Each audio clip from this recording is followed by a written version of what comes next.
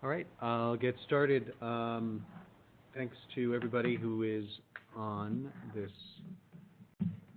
webcast or whatever it is we're doing. I am Martin Gizzi. I am the medical director for Legacy, I'm the stroke director for Legacy Health System, and the stroke medical director specifically for Legacy Emmanuel, as well as most of their primary stroke centers.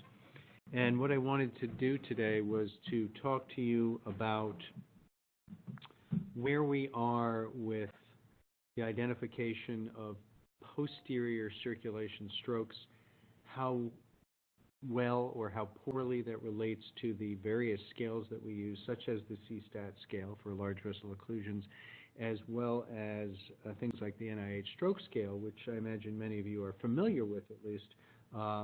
You may be doing them, but there are certainly a lot of people in the hospitals are doing them, and sort of map out how those various scales relate to our ability to recognize posterior circulation strokes and how good or bad we are in doing that and what we could do to make it better.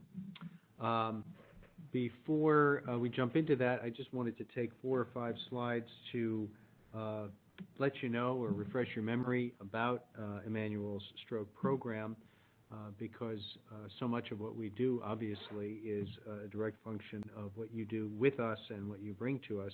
So I wanted to give you some feedback, not of individual cases, but of our overall performance. To reiterate, we are a comprehensive stroke center. We are certified. The DNV is one of 2 certifying agencies that certify stroke centers. In this city, there are 6 certified stroke centers. Is that correct? No, there are 4 certified stroke centers. 2 are DNV and 2 are Joint Commission. And I have been on both of those. I am a Joint Commission advisory panel member, so I write the regs, but in this case we chose to go with DNV. Our stroke volumes have been climbing fairly substantially over the past few years. I would love to take credit for that, but I don't think I can. I've been there for 2 years. But what I did want to point out in this slide is not only the growth, particularly over the last few years, but the breakdown of the type of strokes that we're seeing. Across all hospitals, about 70 to 80% of patients are ischemic strokes. You usually see about 10 or 15% of patients are TIAs, and the rest, about 15%, are hemorrhagic strokes. Because we are a comprehensive and a tertiary referral site, nearly 30% of our patients are hemorrhagic strokes, so that includes transfers in, and therefore it's 59% of our patients are acute ischemic strokes.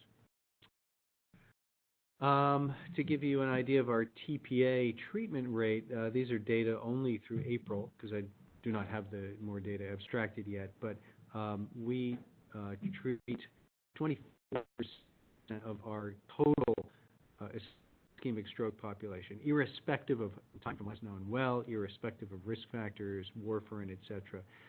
24% of them get treatment compared to the 11% average in the Pacific Northwest. So I think we're doing a great job thanks to the patients you're bringing to us quickly, early, and with pre-notification. We also, obviously, as a comprehensive, do a fair amount of thrombectomies, and I wanted to give you a sense of this. Since the new year, this is particularly relevant since we've started using the CSTAT protocol.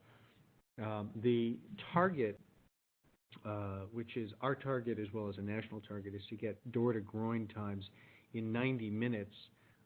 Last year, our average was about 110 minutes, so we weren't doing all that well. But with the advent of the CSTAT protocol, we've brought that down to a median of 77 minutes. So we've cut almost half an hour off, over half an hour off of our door-to-groin times. And I attribute a lot of that to the CSTAT protocol.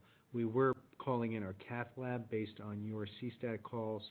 There are just so many of them, though, that turn out to be intracerebral hemorrhages, subarachnoid hemorrhages, or mimics that the cath lab was getting pissed at me. So we are alerting the whole team but we are not calling the cath lab in now until we actually see the scan.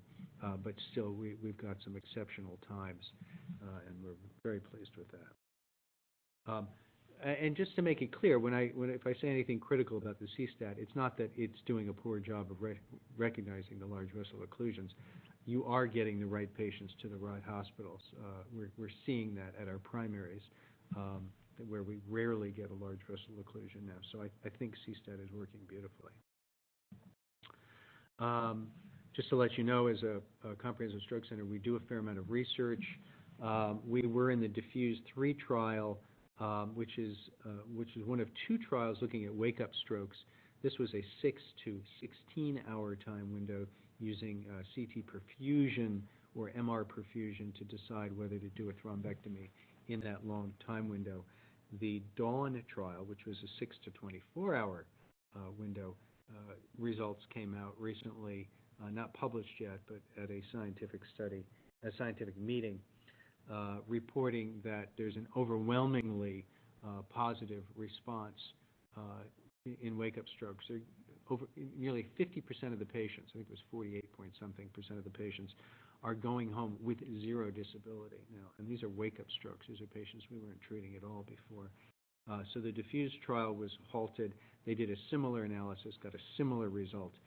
So it is now on hold. There may be a small subpopulation we'll continue to work on, but not at the moment. And there are a few other studies ongoing. Just to let you know, as a result of Dawn and Diffuse, what our protocols are, for patients with a last known well of less than 6 hours, if we see a large vessel occlusion on CT angiogram, we are going ahead and doing a thrombectomy. We don't need any additional data on that. For those patients who are beyond 6 hours, so for anterior circulation going out to 24 hours, as with the Dawn trial, and posterior circulation going out to 36 hours, we will do a perfusion study, which allows us to determine how much brain tissue is now dead versus how much brain tissue is at risk.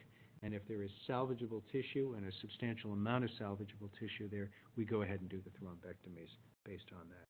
And that is live at Emmanuel. So there's the details of the CT perfusion. I don't think I need to go into that. But I will point out that patients who are seen at a primary, let's say Legacy Good Samaritan, if they're out after 6 hours, we see a large vessel occlusion. We're not doing the CT perfusion there. We are transferring them to Emmanuel and doing the CT perfusion at the receiving hospital so that it's closer to the time at which we would do the thrombectomy. But as I say, this is rare. I can only think of a couple of cases this year. All right, so as advertised, we will talk about the identification of posterior circulation stroke, talk about some cerebral localization and the examination tools that we have for that, the stroke scales and how adequate or inadequate they are, and what the odds are of identifying patients appropriately. First, it's worth noting, in terms of ischemic strokes, what blood supply contributes to them. There's an anterior cerebral artery, the middle cerebral artery, which you've seen lots of pictures of, I'm sure. I'll show you some similar pictures in a moment, and the posterior circulation, and then there's small vessels. So 60% of strokes are middle cerebral artery territory, and of those that are large vessel related, it is 75 or 80% of them. So it's not surprising that we focused a lot of our attention on middle cerebral artery and anterior circulation in general, and less attention on the vertebral basilar. But it still is 15 to 20% of strokes, and that is important to me as a stroke doc. Here is an axial section of a CT angiogram, and what you can see here, I don't know if you can see my mouse, but hopefully you can. This is the middle cerebral artery, and you can follow it all the way out here in this particular slice. So you'll be able to follow it out further in other slices. But you can see an occlusion here rather easily. And most of the pictures that we send you when we do a successful thrombectomy are a big clot right about here, and then after the angiogram, the big clot's gone away, and we're very happy with that. But this is just one small image of the brain. If we look at this illustration, now here, these are the middle cerebral arteries again that you were just looking at, and it showed you the posterior cerebral arteries. But it left out all of this, the basilar artery, the vertebral arteries, the cerebellar arteries that come off of the basilar. So there's an important circulation here. While it only represents about 20% of strokes, it is supplying the brain stem and is therefore critically important to survival. So let's talk about the various territories briefly, just briefly. Anterior cerebral artery territory strokes. Only 2% of strokes, so we don't talk about them a lot, we don't see them a lot, and it generally just results in leg symptoms. Weakness of the leg, sensory loss of the leg, minor in that sense, but it can be disabling, obviously, if you can't walk from it. Middle cerebral artery territory strokes, on the other hand, can cause weakness of face, arm, and leg, although face and arm more than leg, just because the anterior cerebral is taking care of the leg for the most part. You can get hemisensory loss, same territories. You can get hemianopia, loss of half of your vision in each eye on the contralateral side of the world, contralateral from the brain area injured. You can get a gaze deviation, which you're accustomed to looking to for the CSTAT protocol. If it's in the dominant hemisphere, usually left hemisphere, you can get aphasia. And if it's non-dominant, you can get a lot of hemispatial neglect, patients who are not aware of their deficits or not even aware of their own limbs.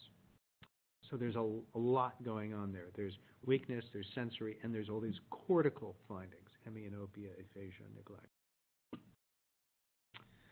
The posterior cerebral artery, which we saw in that picture before, supplies the visual cortex. So what you get is a hemianopia, the same as you would with the middle cerebral artery territory. Just the difference is which part of the cortex is involved. And if it's bilateral, which can happen because the posterior cerebrals come off of the basilar artery, both of them come off of a single artery, you get a clot at the top of the basilar, you get bilateral posterior cerebral artery strokes, meaning complete blindness. But what's interesting about it, because it is cortical, is that you may have a denial of blindness. Patients may come in confabulating the exam. So they say, okay, how many fingers? And they say, 4.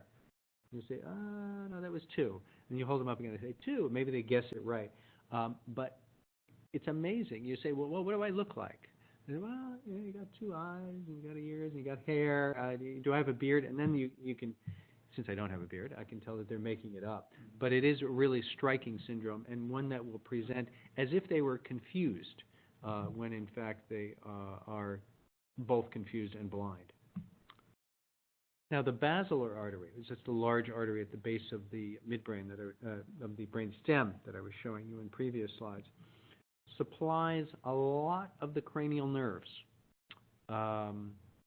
And it also supplies, obviously, the brain stem itself, so you can get motor loss, you can get sensory loss, but what you will typically see is a mixture of a cranial nerve palsy and weakness or numbness. So it looks kind of like a middle cerebral stroke, but there's weird things going on, usually with the eyes. Alternatives are you might see what looks like a Bell's palsy, meaning the upper and lower face are both weak, which is what you see in a Bell's as opposed to a middle cerebral artery territory stroke. You may see, and this one is entertaining, an internuclear ophthalmoplegia where both eyes will go to one side, but only one eye will go to the other side. So one eye will not move in towards the nose. It looks kind of like a third nerve palsy, but it's more limited than that. Or you may see a complete gaze palsy. That you can see in middle cerebral as well. A 1.5 syndrome, another entertaining one, at least for us nerdy neurologists, where basically one eye will move from the midline to the side, will not move in, and the other eye doesn't move at all. So you've lost almost all gaze, but there's still a little bit of movement. Dysarthria, or the articulation of speech, is typically affected. And in the really awful cases, you get the locked-in syndrome, where the patient can't move their face, can't move the arms, can't move the legs, and the only thing they can do is move their eyes up. So they go from primary position up, and their eyelids will go up at the same time. And the awful part of it is that consciousness is preserved. So they are alive, awake, and trapped in a body and cannot do anything other than blink. And there have been cases reported where people were locked in a nursing home for decades, literally decades, which is bad enough. And it was discovered after decades that they were actually awake. Someone finally went in and said, if you can hear me, blink your eyes, and they would do it. Or if you can hear me, look up. And you can get them to respond in great detail.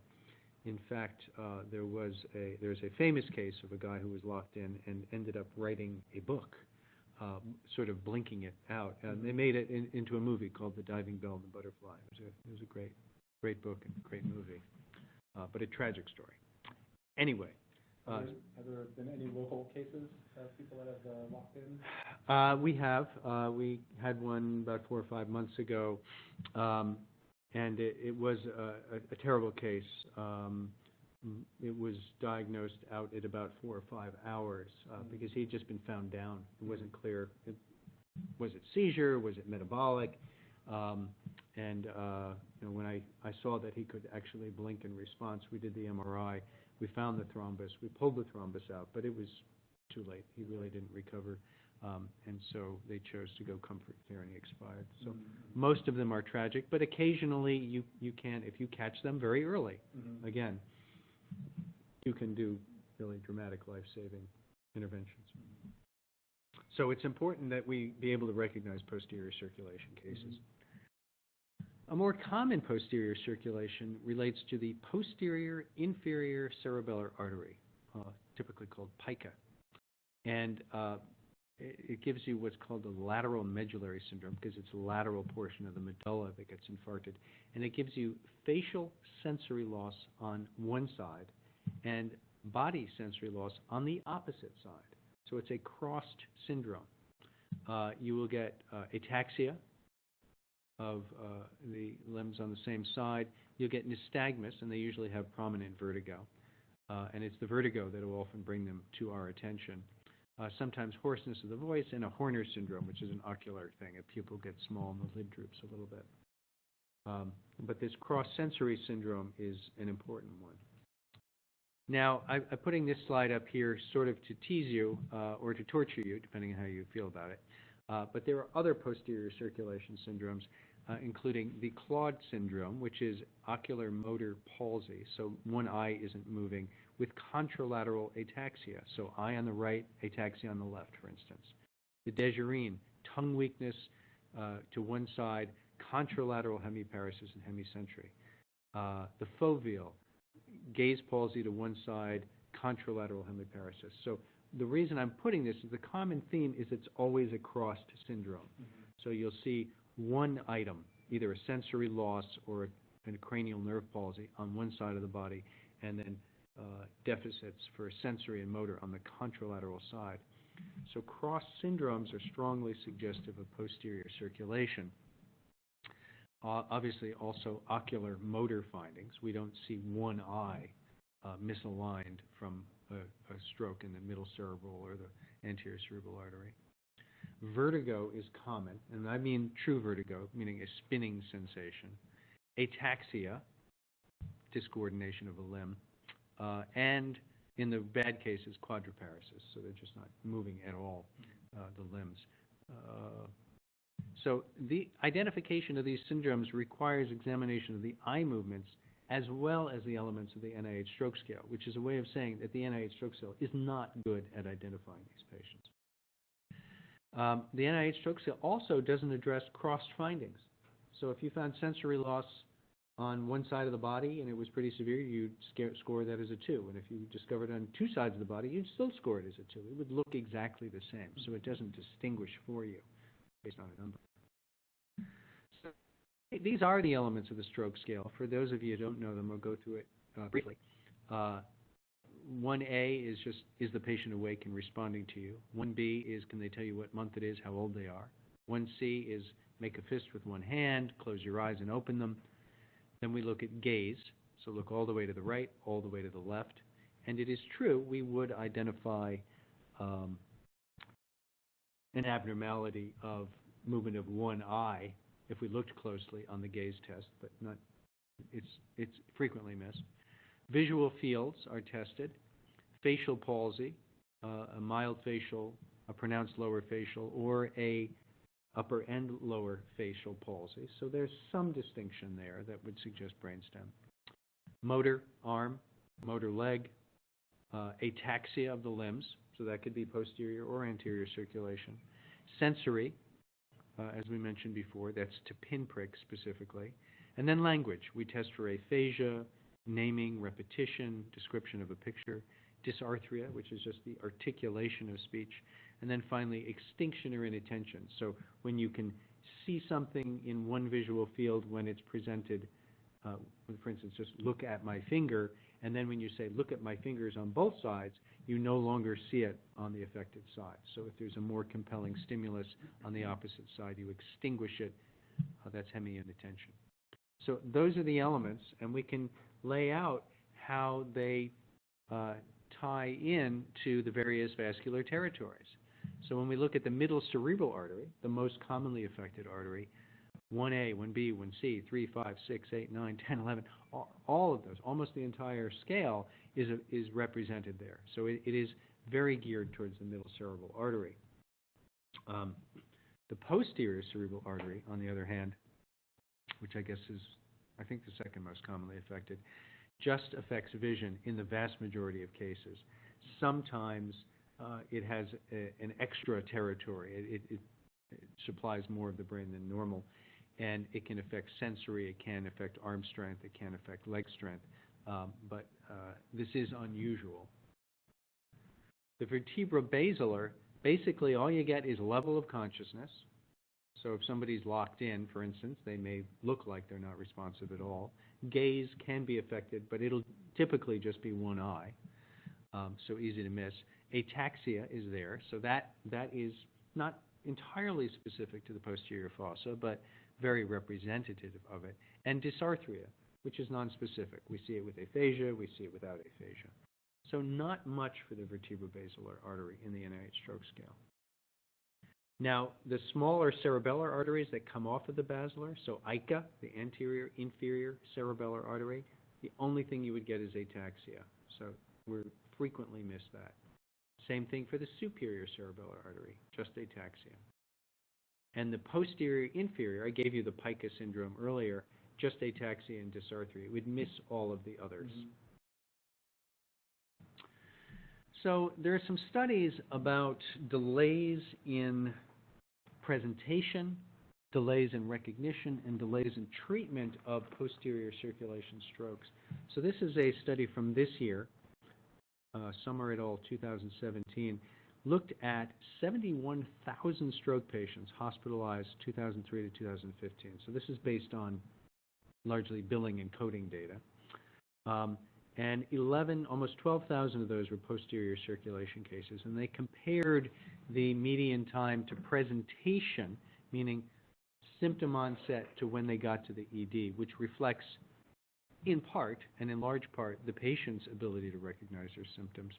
They averaged 1 hour later compared to anterior circulation, 170 minutes versus 100. Brian Johnson has joined the meeting. Sorry, I just had a little audio interruption there. They also noted that 8.6% of the posterior circulation patients were treated with IV TPA versus 16.6% of the anterior circulation. So about half of them were treated, which begs the question of, was it failure of recognition or was there some other contraindication? We don't know the answer to that yet. For the person who just came on, I'm getting a lot of background noise. If it's possible to mute your phone, that would be awesome. Thank you. I think you did it. But if you have questions, go ahead and unmute. Also, the median NIH stroke scale was lower for the posterior circulation, which may contribute to the failure to recognize. And again, that's not surprising. It doesn't represent the posterior circulation well. And door to needle was also 13 minutes longer for posterior circulation, suggesting that it took us 13 minutes longer to recognize them. So there's a lot of delay associated with posterior circulation. When you look at the factors affecting the accuracy of stroke diagnosis, we have a 2015 study who looked at 750 patient transports who had an ultimate diagnosis of stroke. In this, 62% were correctly identified at the time of transport, I believe, and 38% were missed. And they looked at what contributed to missing the diagnosis. They did point out that there were no patients with unilateral weakness, facial weakness, speech problems who were missed. But the ones who were missed, most commonly, it was diffuse or bilateral weakness. So again, we're always looking for weakness on one side when we do our stroke screening. When it's both sides, it's easy to miss. Patients who present with dizziness, that's the bane of our existence in the emergency department. We're speaking of neurological things, 77 out of them.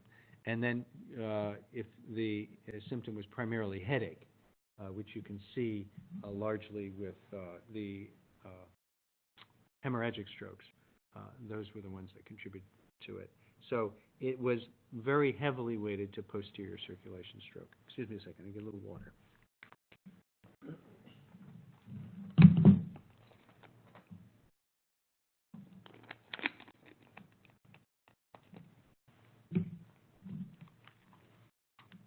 All right, I am back. Next is missed strokes in the emergency department. This is a smaller study, but they looked at 465 stroke patients, 103 of which were initially missed, and the symptoms and signs statistically significantly associated with the misdiagnosis were dizziness, nausea, and vomiting, which are common in the posterior circulation. Gaze preference, which we can see with both anterior and posterior circulation, that lowered the odds of missing the diagnosis. And that's because it's one of the symptoms we are looking for frequently.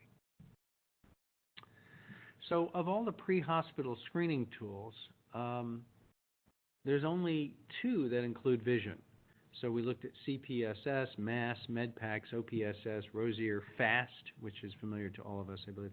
They all look at facial droop, arm weakness, and speech difficulty. Maybe other things, but those in particular. So those two are very geared towards the anterior circulation. But Rosier and BFAST include vision. So the difference between FAST and BFAST is the addition of balance and coordination, and eyes, looking for diplopia, looking for monocular vision loss, or for that matter, binocular vision loss. So these would be clues usually to a posterior circulation. That's why they were added fundamentally. If we look at the LVO, large vessel occlusion screening tools, we see a fairly similar bias. So the FAST ED, face, arm, speech, eye deviation, and neglect or hemi-inattention, you at least you have a little bit of the eye deviation, but that can be anterior circulation as well. And it requires 4 points to be seen as positive. So if it were just ocular motor, it wouldn't count. It would not help you. Now, granted, a large vessel occlusion of the basilar artery is probably going to give you some weakness. So you're probably going to get arm, and you might get eye deviation. So some of them would hit that 4 level. The CSTAT, which we are using here, obviously, gaze, arm, level of consciousness, and it has to get to a 2 to be positive. If you had a locked-in person, I suppose you'd get it from gaze. But if you had somebody with one of these cross syndromes, you might get only partial gaze palsy. You get 1 point out of it. So we can miss it that way. Race, same, face, arm, leg, gaze deviation. You have to get to 5, so you would typically miss a posterior circulation. The LAPSS, which is what the state of Washington uses, is just face, arm, and grip.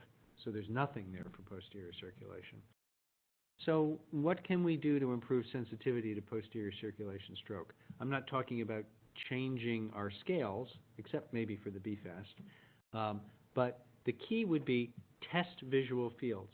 That's not something that's part of most of the screens. Ask at least about balance and coordination, and then test for ataxia. So we could do finger to nose easily in a rig.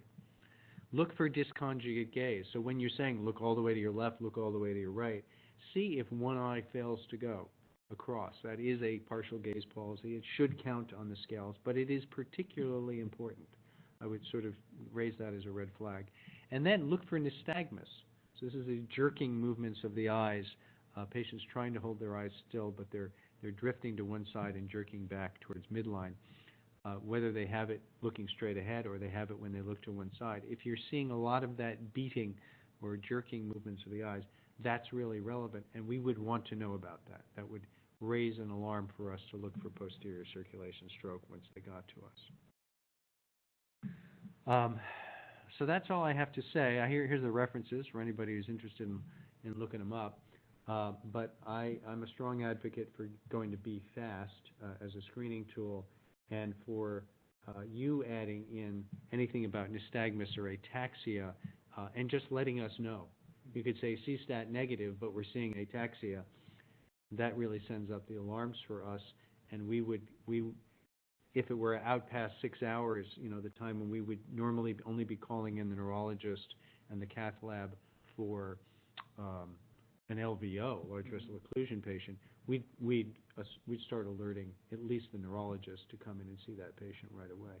Because, as I said, the posterior circulation cases could go out to 36 hours with thrombectomy.